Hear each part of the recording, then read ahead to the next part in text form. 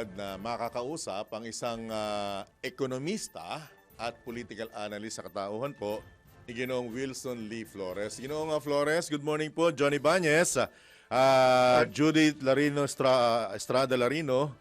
Sorry. Live na po tayo sa DWIC Channel 23.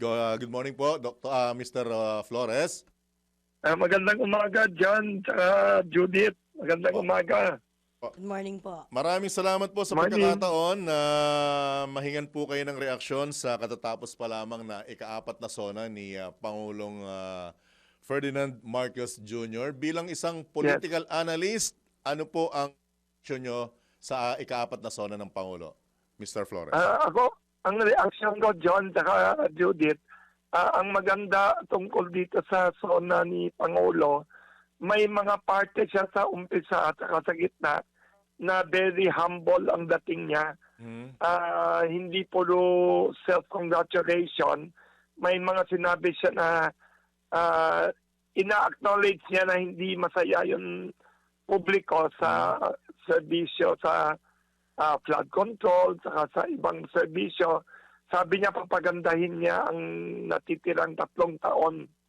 That is good news kasi karamihan ng politiko sa abroad o dito, usually pag talumpati, puro congratulations sa sarili. Kaya marami sa sinabing mga reforma na plano niyang gawin. So sana gawin ng gobyerno, ng mga tao niya, para gumanda yung ekonomiya natin. John saka Judith. And I understand, Ginoong Flores, sa ating Juday na mukhang aminado siya na dahil sa pagsablay ng kanyang mga kandidato nitong midterm elections ay mukhang hindi masaya talaga sa performance ng pamahalaan as a whole ang mga mamamayan, particular mga botante. Tama po ba, Ginoong Flores? Yes, tama, John at Judith. Kaya nagulat ako kasi usually ang mga speechwriter ng mga politiko kahit nasa ibang bansa o dito, very rare gawin yan. Kaya magandang balita yan. Ibig sabihin, itong Pangulo may determination or may pananaw siya na kailangan baguhin, magreforma, pagandahin yung performance. Example, sinabi niya na huhuliin niya, sabi niya, yung mga katiwalian, mga corruption sa infrastructure, sa flood control, sana yung mga tao niya sa iba-ibang department totoong gagawin yan. Ang problema kasi dyan, Judith, noon hanggang ngayon, panahon pa ng Kastila up to now, ang isa sa pinakamalaking problema ng Pilipinas noon up to now is sobra or excessive ang corruption. So, apektado ang public health, infrastructure, pati budget sa public school. Kaya kung talagang magawa ni Pangulong Marcos ito, tatlong taon na lang natitira, magandang balita yan para sa ekonomiya kasi ilang trilyon na ang budget natin, 6 or 7 trillion, tapos karamihan ng budget natin sa Pilipinas every year, utang sa ibang bansa, lumalaki utang at saka interest natin. Okay ang utang, John saka Judith, as long as gamitin sa tama na babalik sa ekonomiya. Pag gumawa tayo ng mga matino na flood control, matinong public school, matinong hospital sa probinsya, ang magkikinabang mga tao sa ekonomiya. Pero kung inutang tapos malaki budget, pinanakaw ng mga congressmen or mga politiko, lagot tayo. Kaya magandang balita about challenge sa gobyerno. Sana totoong gawin niya. Sana talagang gawin niya yung anti-corruption na yan. Ginoong Flores, will you agree, ating Juday, na kung gagawin by the book at matindi talaga ang ipatutupad na anti-corruption at saka ipapahuli niya strictly ang lahat ng sangkot sa korupsyon, hindi po ba nakakatakot na pagdating sa ika-5 SONA, humina na ang palakpak o wala nang pumalakpak dahil karamihan sa mga ipapa-aresto, yung malalakas pumalakpak kahapon? Ay, alam mo, magaling ka, John. Nakakatuwa ka. Alam mo, John, kahapon natuwa ako. Tawa ko ng tawa sa office namin. Nakikinig yung mga tao dito sa Kamuning Bakery Cafe. Nung sinabi ng Pangulo yan, yung mga anti-corruption, sabi niya, walang hiya kayo o mahiya naman kayo or something. hindi lang pinakamalakas ang palakpak sa mga politiko galing nag-standing ovation pa. The only time nag-standing ovation sa buong lupa ni Pangulo, nung pinapagalitan yung mga politiko, natawa ako. Sabi ko, karamihan doon sa pumapalakpak sa tumatayo, guilty yata. Natatawa ako. Natatawa ako, guilty sila. Flores, hindi kaya senyales ng pag-amin yun? Tama ka. Tama. Senyales ng pag-amin, saka siguro akala nila pag tumayo sila pumalakpak, baka akala ng mga tao hindi sila kasama doon. Baka guilty. Baka may sila siguro pumalakpak, baka sabihin, guilty ka, no? Tawa ko ng tawa talaga. Alam mo, parang comedy nga. Sabi ko, scripted ba to? O ano, bakit? Baka, alam mo, nervyos sila, hindi na nakapag-isip siguro yung mga palakpas. Sila number 1 sa hit list. Po.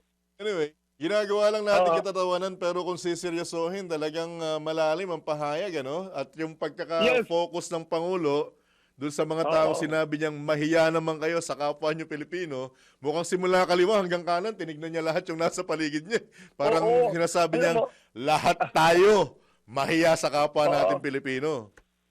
Sana si Pangulong Marcos wag sobrang mabait kasi impression ko, whether gusto niyo si Pangulo o hindi, ang impression ko, mabait yata siya or trying to be nice to everyone. Baka sana dapat maging magalit din siya sa mga corrupt na official. Alam mo, nalala mo, John, saka Judith, last year, nung nag-SONA siya, pinagmalaki ng gobyerno, ng administrasyon na 5,000 ba? Flood control project, 100 billion daw ginastos, successful daw. Tapos, mga 2 days after, linubog buong Metro Manila and Luzon. Kaya siguro galit siya.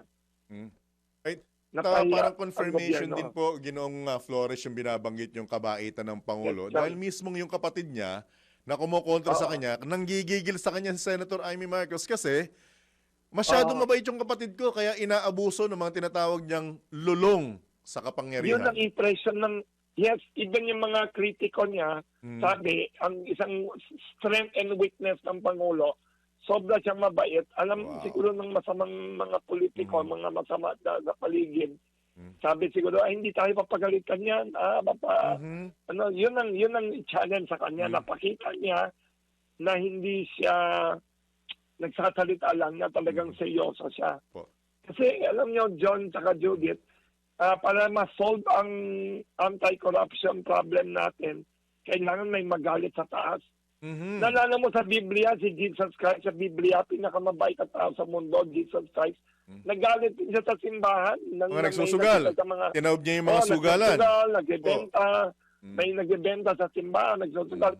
Pinaghahampas siya niya, pinagsisipa niya yung mga nagalit siya. Kailangan din magalit ang politiko. At yun nga po ang dapat pangambahan ng mga ikangay abusado sa paligid, dahil ang taong mabait, pagka nagalit, matindi yan. Di po ba? Yes, saka sana, John saka Judith, sana ang gawin ng gobyerno natin, ni Pangulo, gumawa ng sample, ang tawag sa Tagalog, sampolan. Kumuha siya ng 1-2 diyang mataas na politiko, ikulong, ipanish. Alam mo, ang John saka Judith, wala tayong ganyan kultura kasi sa ibang bansa, alam mo ba sa Singapore at sa China may corruption. Pero narinig ko, nababasa ko sa balita, every year, bawat taon, 1,000 ang pinababaril, execution for corruption. Parang yan, matsambahan ka sa sweepstakes. Kung ikaw nahuli, tapos ikaw lagot ka. Sa Singapore, yung mga corrupt na official, nababasa ko noon na si Prime Minister Lee Kuan Yew, pag pinagalitan yung cabinet minister, nagsi-suicide daw eh. Tama. Harikiri, di ba? Yung mga hapon ba yun? Sa Hapon, ganyan din. Oo. Dito sa atin, wala. Ito, convicted na. Hospital lang ang tuloy eh.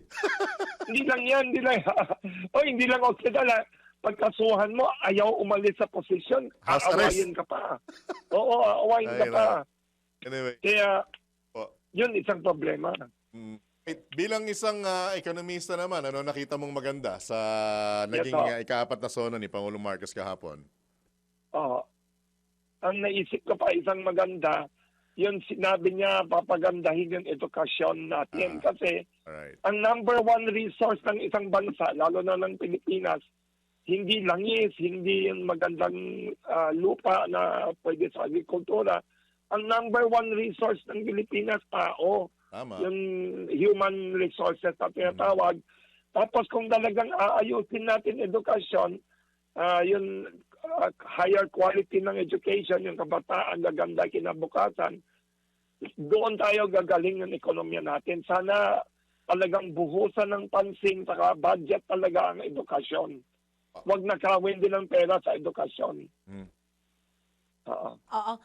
Sir Wilson, good morning po ulit. Judith, Oo, good morning. Ano pong iba pang isyung mahalagang, economic issue na sa tingin nyo hindi nabanggit kahapon na dapat pong nabanggit sa kanyang, yung urgent economic issue? Yes, yes. Magandang tanong yan. Isang hindi niya nabanggit na nagulat ako, sayang, yung tariff ng Amerika laban pinataw sa mga exports natin sa Pilipinas. Mukhang kinapos sa Kasi- preparasyon. Oo, hindi yata. Siguro kulang sa preparation. Opo. Or number two, Madali. hindi maganda yung binigay sa atin ni Trump na tariff. Dihado nga raw tayo sir 19%. Oo, 19 tayo, tapos sila 0. Ay, lagot, unfair yan. Dapat huwag tayo pumayag. Mabait sobra itong Pangulo. Hindi dapat siya pumayag. Sabi nga ni Senator Ping Lacson, insulto ito sa Pangulo at saka sa Pilipinas. Correct. Kasi aliado tayo ng Estados Unidos. Ginamit ang base militar natin na walang renta. Tapos hiningi sa atin 0 sa mga USA imports. Tapos tayo 19%, hindi yan fair. Sana ang ginawa sana ni Pangulo, sinabi niya na kailangan i-renegotiate pa natin. Papadala ko pa mga tao ko dun sa US. Makikisuyo ako, makikikulit ako, maglalabi ako. Alam mo bakit hindi maganda? Kahapon nung nagsasona si Pangulo, kahapon in-announce ng US saka EU, 15% lahat ng yung tariff sa EU. Imagine mo, ang buong Europe, France, Germany, lahat ng export nila 15 sa lang? Amerika, 15 lang. Wow. Ba't tayo 19? Aliado tayo. Tapos Correct. zero binigyan natin. Considering ang tayo. EU is mayaman na bansa yun, di ba? Mayaman na bansa, ang EU saka ang dami nilang pabrika, dami nilang export tayo, Right. developing country tayo. Mas kailangan natin mag-export, mas marami tayong mahirap. Ang EU, maraming mayaman doon eh. Unfair yun. Tapos tayo pa, loyal ally ng USA since World War II. Ang US na hindi Oo. Tingko lang, Ginoong Flores, mukhang hindi tayo alay Mukhang ang dating mukhang alalay tayo ng Amerika. Yun sa nga, ang nangyari. galing nyo. Inialay? Dapat, Inialay. Oy, ang ganda sinabi nyo. Hindi tayo alay. Ang turing sa atin, ang tingin sa atin ng US, alalay. O parang tinitake for granted ba? Kaya kung mga tao dyan na ay dapat pakipot konti, dapat pakita na hindi tayo sobrang pag-aari na nila. Susuyuin tayo, liligawan tayo. Pag ganyan, parang tinitake for granted tayo. Alright. Yun ang disappointed ako, yung tariff. Opo. Tapos isa pa, hindi na-discuss masyado yung problema ng budget ng mga politiko nandun sa harap niya, mga politiko na grabe sa budgeting, grabe sa gastos, grabe sa utang. Malaki na sobra utang ng Pilipinas. Sana ayusin nila ang budget. Huwag sila magwalang hiya sa gastos ng pera ng bayan. Right. With that, Ginoong Flores, mukhang kinakailangan nating panibagong araw na ipagpatuloy yung mga talakayan tulad nito. Dahil Yes. Saka Opo. John, saka Judith, imbitado ko kayo sa Kamuning Bakery. Magkape tayo, anytime. Sige Sige pa. po, sige po. Salamat Opo. po. Alright. Maraming Oo. salamat, Ginoong Flores. Good morning. Ingat po kayo. Yes, good morning. Apo. Congrats sa DWIC, Apo. saka sa maganda ninyong radio show. Opo. Thank you Congrats. po. Morning. Thank you. Apo. Good morning. Apo, yan po mga kabalitan, kabalitaktakan ng ekonomista at political analyst na si Ginoong Wilson Lee Flores.